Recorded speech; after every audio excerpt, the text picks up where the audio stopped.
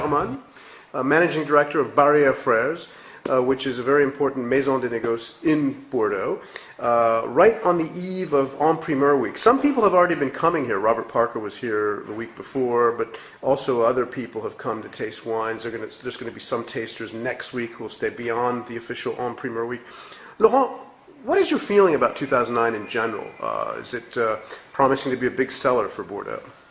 I anticipate that it will be a fantastic commercial success in spite of the continued macroeconomic situation, but it's truly an exceptional vintage by one definition, which is it's successful on all banks, all colors, red, white, dry, sweet, and it's also very successful in different budget categories, from the classified gross all the way down to the Cru bourgeoise, or what we call the lesser centimedial wines of Bordeaux. So when there is something exceptional in the glass, usually there is a market which responds actively to it.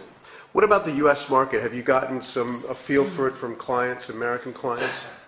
Yes, the U.S. market will, contrary to any possible previous press and the unfortunate continued economic situation, which is not ideal, which is not the same as it was in the spring of 2006, which was during the 2005 campaign. But yes, our American friends and customers have been very active in letting me know, at least, and letting us, other négociants in Bordeaux, that they are particularly keen and very interested. And yeah.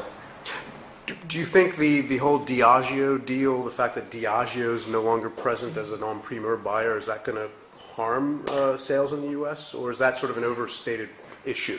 That is one of the greatest overstatements that I've heard in the last 12 months. It will not harm one bit, because I mean, Diageo had a certain role, but was not. Didn't make or break the market. They had a certain role, but they didn't make or break the market. And all of the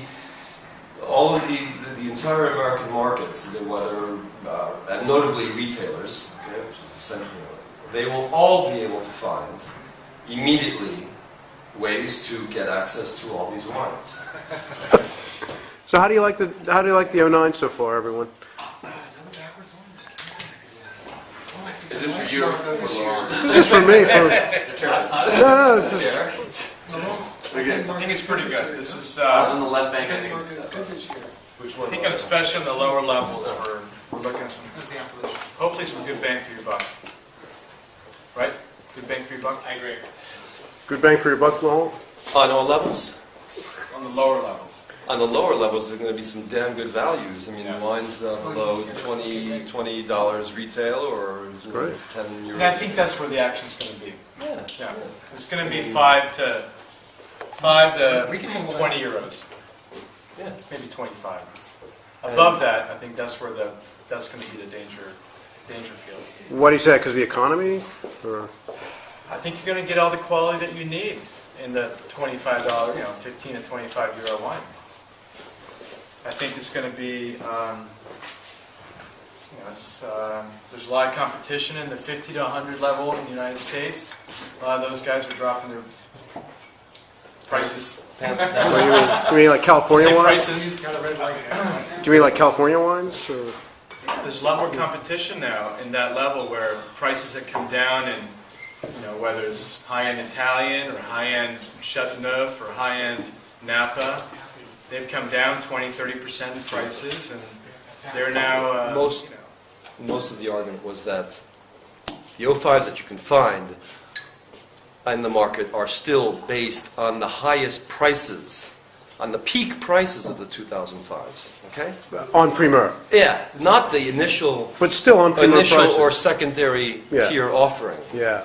So you have there's a lot of room between the current price out in the market and the initial release price, or the secondary release price, for 90 to 90, let's say 90% of the classified gross, which were sold in 2005. Okay. You know, so I mean, let's I think a good example may be Pavida, which Yes. came out at what we were selling it for was $295 first tranche, $295. I can find it right now for $250 to $275. Hold on. Sean, what say you? Speak up, Sean, because I just want to. Pavi sold from 05 Pavi. It went up Was as high as between 350 to 400. 280 and 420. Yeah. 420. Right. You can find it today at 290. But I'm saying because Laurent's argument was a first tranche, which he's saying that, yeah, maybe it wasn't lower than the top of the price. How about Kos 05? Kos made a great, supposedly made a great wine in 09, right? they did. Kos, and I can't wait to try it. I haven't tried it yet. But the Kos 05 got what, 98 points. It's 100. We have it for what, 180 bucks, 185 bucks, 175 bucks.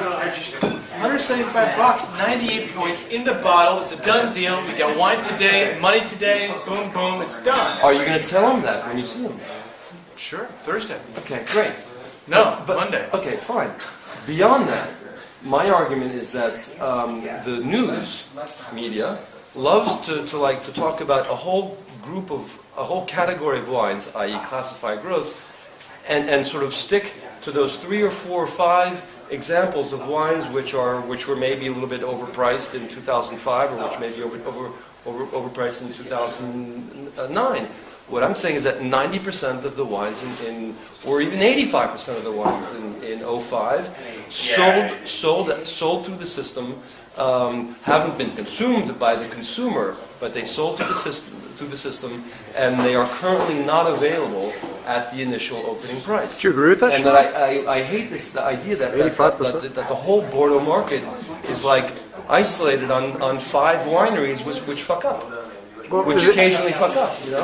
Pavie for me, you give me the example. Pavie's the type of winery which gives Bordeaux a bad name. It's damn good wine. It's fabulous wine. It's just a little bit too pricey for the notoriety and the production that he has. Otherwise, Sean, you wouldn't have had that pricing variation. We love Pavie. Pavie's one of my favorite. I love Pavie too. We love it. But Sean, do you agree with that? That 85% of the 05s are now selling at a higher price than they were offered on Primeur? No, I don't. I mean, we're not talking about. Look, we're not talking about $30 to $50 bottles of wine. We're talking about 50 to 1,000. Okay.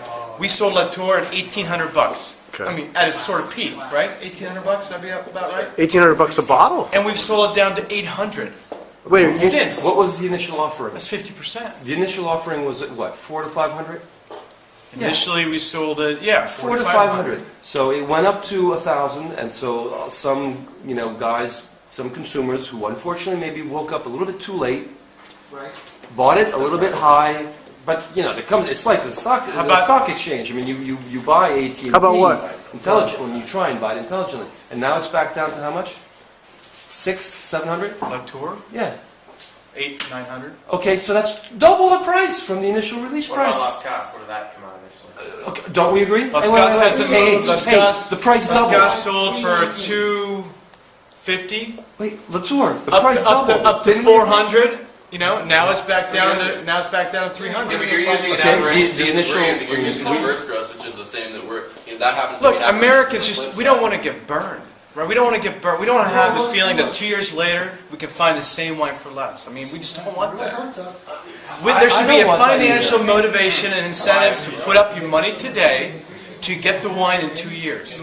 We're giving the chateaus money today. They should give us a good deal.